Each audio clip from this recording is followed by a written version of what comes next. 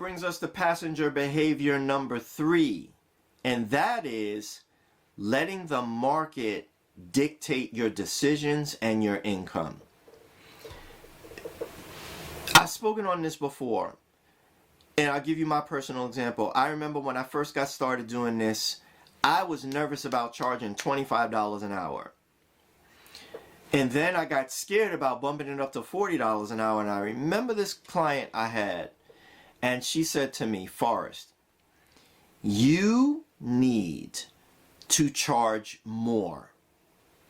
Your peers, other people out there, are charging way more than you do, and it speaks to your value and it speaks to your ability to sustain your business.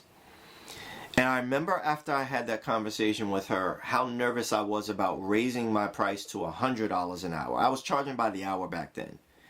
And then I raised it to $150, and then I raised it to $200. And each step of the way, I was nervous about people saying no. But I kept doing that until eventually I was able to give a price several $1,000s and not blink. And either the person went for it or they didn't. Either your customer is going to see your value or they're not. But I'm telling you, being intentional about your pricing, your positioning, and your offers puts you in the driver's seat of your business.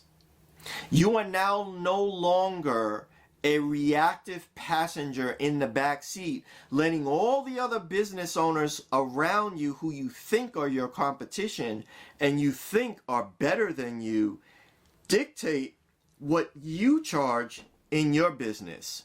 Or worse yet, letting customers dictate what you charge in your business. Oh, I think that's a lot. And then you immediately like, well, maybe we can work something out. I could give you a discount. Can I get you a discount? At that point, they're in the driver's seat and you're the passenger. And they're deciding whether you eat.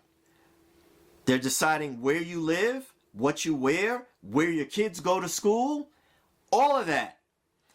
Don't let your customers or your competition decide your pricing, your positioning, and your offers.